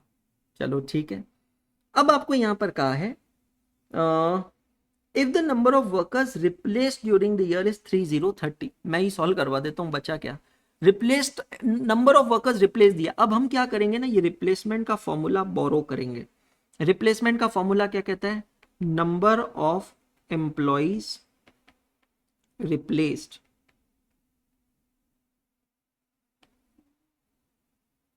divided by average number of employees into 100. तो therefore 5% is equal to number of employees replaced during the year is given as 3030। और अब मुझे डिनोमिनेटर नहीं पता, एवरेज एम्प्लॉइज। तो जब तीन वेरिएबल्स में से दो वैल्यूज मुझे पता है, तो इसका मतलब है मुझे एक वेरिएबल मिल जाएगा। I will get to know that average employees will be equal to, ये कितना होगा? 30 divided by 5%, that becomes 30 divided by 5%, that becomes 600 employees. Check करो, इजी है, पीवाईक्यू भी ऐसा ही है। ठीक है, okay. Find out the number of workers for the quarter recruited and join left and discharge. ठीक है, अब तो सब आसान है क्योंकि मुझे अब डिनोमिनेटर मिल गया। तो अब मैं यहां से क्या निकालूंगा? जो क्वेश्चन में बोला है वैसे उसी ऑर्डर में। पहला recruited and join, number of workers recruited and joined. Recruited and join का मतलब क्या पूछ रहा है? ये एक्सेस्ड पूछ रहा है। ठीक है, मुझे नहीं पता अभी ये कैसे निकालेंगे, रुक जाता हूं मैं, रुक जाता हूं। फिर सेकंड क्वेश्चन क्या पूछा है? सेकंड क्वेश्चन पूछा है लेफ्ट एंड डिस्चार्ज, मतलब सेपरेट पूछ रहा है। नंबर ऑफ वर्कर्स सेपरेटेड, तो वो तो सेपरेशन रेशियो से आंसर निकल जाएगा। तो मेरे 600 टोटल वर्कर्स हैं और सेपरेशन का परसेंट है 3%।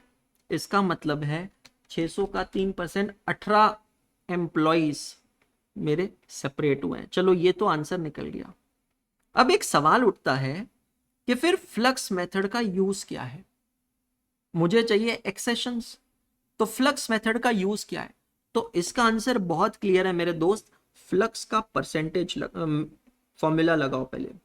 Flux method it is equal to separation plus accession divided by average employees. Are you getting my point? कुछ तो नेक्सस होगा ना, तो अगर फॉर्मूलाज याद है तो आप एप्लीकेशन कर सकते हैं इजीली, है ना? तो फ्लक्स का परसेंट दिया है 10%, therefore 10%। Number of employees separated हमें पता है क्या? हाँ जी सर, अभी निकाला हमने, 18 एम्प्लॉइज सेपरेटेड है, लेकिन एक्सेस्ड हमें नहीं पता। कोई बात नहीं, डिवाइडेड बाय एवरेज हमें पता है ना बेटा 600। तो आप क्या करेंगे? देयरफॉर 600 का 10% होता है 60 is equal to 18 plus accession, and therefore accession is equal to 60 minus 18, that becomes 42 employees. Put the values, get the answer. Doubts please, in case you have. अभी ये क्वेश्चन खत्म नहीं हुआ, इसके नीचे एक दो लाइंस और चाहिए, फिर क्वेश्चन होगा खत्म. But till then doubts please.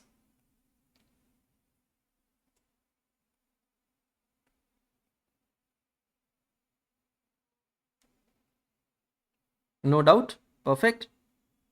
अभी एक और क्वेश्चन क्या पूछा है नीचे, बस वो देखो, समझते चलो. क्वेश्चन ये बोला है रिक्रूटेड एंड ज्वाइन निकाल लिया, लेफ्ट हैंड डिस्चार्ज निकाल लिया, equivalent employee turnover rates for the year. क्या मतलब? अब ये पूरा क्वेश्चन ना इस पॉइंट पे आकर रुका है, ये वर्ड पे शब्द है क्वार्टर. ये जो हमको रेट्स दिए ना बेटा 10%, 5%, 3%, ये क्वार्टरली रेट्स हैं. कैसे रेट्स हैं ये? क्वार्टरली रेट्स हैं. क्वार्टर मतलब एक साल में 4 क्वार्टर, क्वार्टर मतलब 3 महीने. हमें इक्विवेलेंट रेट्स फाइंड आउट करना है फॉर अ ईयर. मतलब अगर ये क्वार्टर के रेट्स ना होकर साल भर के रेट्स होते थे तो कितने होते थे? ठीक है, हम लोग यहीं पे 2-3 लाइंस चाहिए, बस 2-3 lines. Equivalent annual labour turnover ratio. तो सबसे पहले फ्लक्स का निकालेंगे. 10% इंटू 4 एनुअली कितना हो गया? 40%. खत्म. फिर हम रिप्लेसमेंट का निकालेंगे. 5% इंटू 4 कितना हो गया? 20%. और फिर हम सेपरेशन का निकालेंगे. 3% इंटू 4 कितना हो गया? 12%. खत्म हो गया, खल्लास. सिंपल. अभी इंडेक्स में पोस्ट मत करो, एक बार ना लेबर टर्नओवर के और एक दो क्वेश्चंस करते हैं, फिर बाद में इंडेक्स में जाइएगा.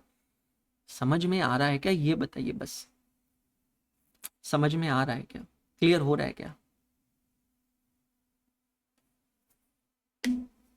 पक्का? अब 19 नंबर आप करोगे खुद से, फिर 20, बस 2 क्वेश्चन, फिर आज का लेक्चर खत्म. 19 नंबर अब आप करोगे, ठीक है? मैं आपको 19 नंबर करने के लिए तकरीबन 10 मिनट्स का टाइम देता हूं. मैथमेटिक्स वाला दिमाग चला ना थोड़ा. 9:25 हुए, 9:35 AM तक. उसके बाद एक करीबन 15 मिनट का होगा question number 20 and the class is over, है ना? I am making it full screen.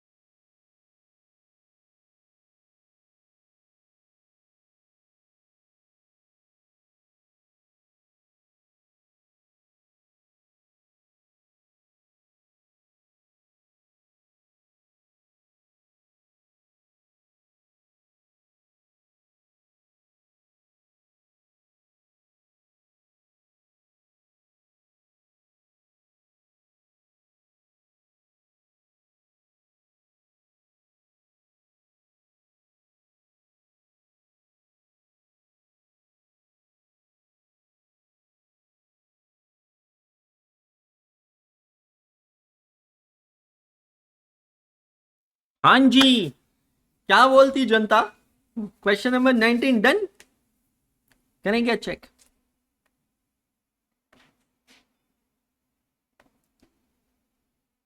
Easy था बट ट्रिकी था। एज आई सेड, इजी था बट ट्रिकी था। Question number 19।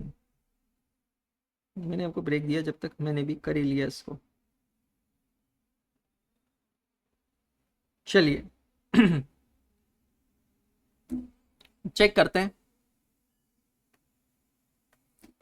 सेपरेशन मेथड आप अप्लाई करेंगे तो यहां पर आपका आंसर आएगा एवरेज नंबर ऑफ एम्प्लॉइज 800, ठीक है। एक्सेशन आ गया 64 और रिप्लेसमेंट यहां पर आ गया। अब क्वेश्चन क्या कहता है? The rate of change in labour force during the year was calculated 1385 for flux replacement separation.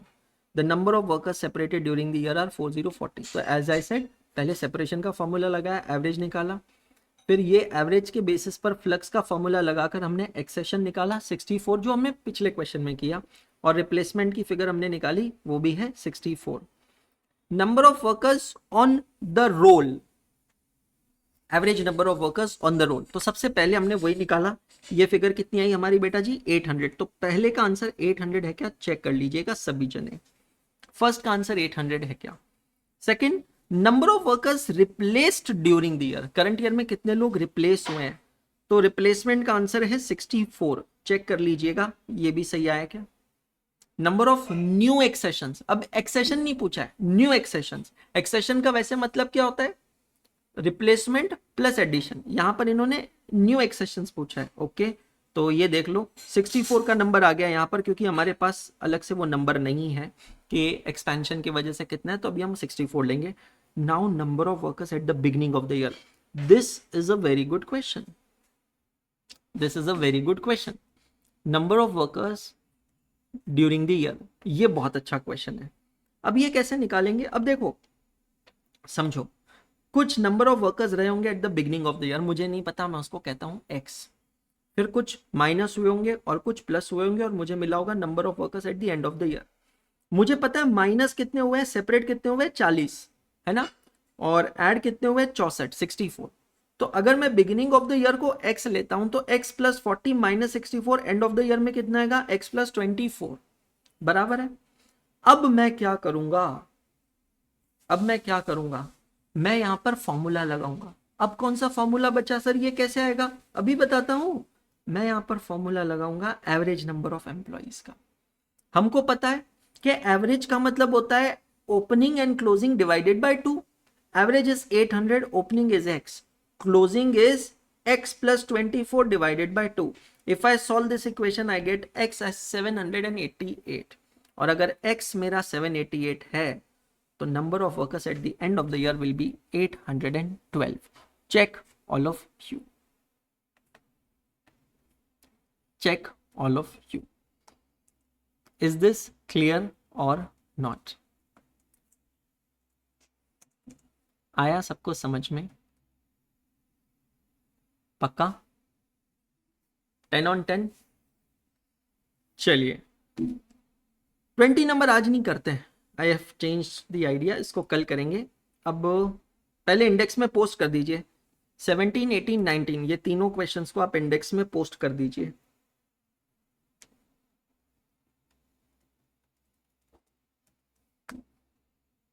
जब तक मैं आपके होमवर्क की प्लानिंग कर लेता हूं।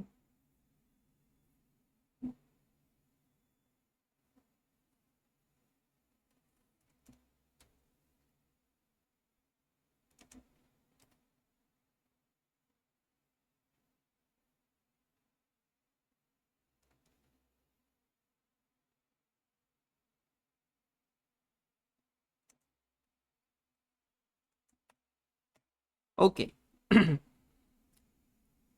तो आज की पोस्ट क्लास एक्टिविटी को प्लान कर लें एक बार, ध्यान से सुनिएगा।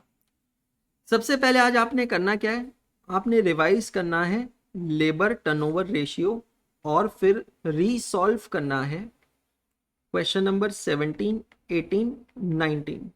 जो तीन क्वेश्चंस अभी हमने किए हैं, ट्रस्ट मी और नॉट, मैक्सिमम 15 मिनट का काम है, क्योंकि रफ में सॉल्व करना है। अब तो कैलकुलेटर्स पे भी आंसर्स आ जाएंगे। मैक्सिमम बता रहा हूँ 15 मिनट का काम है, बराबर है। लेकिन कॉस्टिंग पढ़ रहे हो भाई, कम से कम 45 मिनट तो डिजर्व करते हैं। तो अब आज आप होमवर्क लेंगे पीवाईक्यू से। पीवाईक्यूज का अपलोडेड है एलएमएस के ऊपर। 3 पेपर आज आपको खत्म करने हैं, जनवरी 25, मई 25, सितंबर 25। ध्यान से देखना। जनवरी 25 में एक ही क्वेश्चन है, हाल से और रोवन का बेसिक क्वेश्चन है, जो हमने हमारी बुक में क्वेश्चन 7-8 देखा था उसकी तरह है, बिल्कुल बेसिक क्वेश्चन है, फटाक से खत्म कर देने का। कैलकुलेटर पे रफ में किया तो भी चलेगा, ठीक है। मैं इसका एक कंसिडर कर लेता हूं बहुत हायर साइड पे भी, तो एक 7 मिनट्स, 5 ही पकड़ना चाहिए, 7 मिनट पकड़ लेता हूं। मई 25 में लेबर टर्नओवर रेशियो का बेसिक क्वेश्चन है, जो भी हमने देखा है 19 नंबर, वो तो एडवांस्ड है 17-18 नंबर की तरह, उसका 7 मिनट आप और पकड़ लो। हाल से Rowan introduction of incentive scheme, जो कल हमने क्वेश्चन नंबर 14 देखा था उसकी तरह, उसका एक 10 मिनट आप पकड़ लो, ठीक है। सितंबर 25 में थ्योरी क्वेश्चन है, थ्योरी क्वेश्चन को तो 5 मिनट लगेंगे, लेकिन हाल से रोवन का ये फैक्ट्री कॉस्ट वाला क्वेश्चन है, इसका 10 मिनट आप पकड़ लो, तो 39 हो रहा है, करीबन 40 मिनट आप पकड़ लो होमवर्क का। होमवर्क क्या क्या बताया मैंने, जनवरी 25 के पीवाईक्यू, मई 25 के पीवाईक्यू और सितंबर 25 के पीवाईक्यू। टोटल ड्यूरेशन कितना बताया मैंने, 40 मिनट। इन सब की टोटल कर लेंगे तो 55 मिनट्स। आज की क्लास के बाद बस इतना करना है। इतना करने से क्या होगा, एकदम कंसेप्ट क्लियर, हाल से रोवन खत्म, पीवाईक्यूज भी हमारे 3 पेपर निपट जाएंगे, समझ रहे हो। अब सिर्फ हमारा कंसेप्ट क्या बचेगा, कंसेप्ट ऑफ ओवर टाइम बचेगा, ट्रीटमेंट ऑफ ओवर टाइम, और क्वेश्चन नंबर 20 जो कल की क्लास में देखेंगे। कुछ पीवाईक्यूज समय मिलता है, वैसे कल की क्लास में हम सॉल्व करेंगे। आप यहाँ देख रहे हैं सारे पीवाईक्यूज बिल्कुल आसान है, इजी है, बिल्कुल सिंपल है, correct. Thank you so much guys for being such a wonderful student. Index update करते रहिए। अब फिर से मुलाकात होगी आपसे अगले क्लास में, तब तक गुड डे, शब्बा खैर।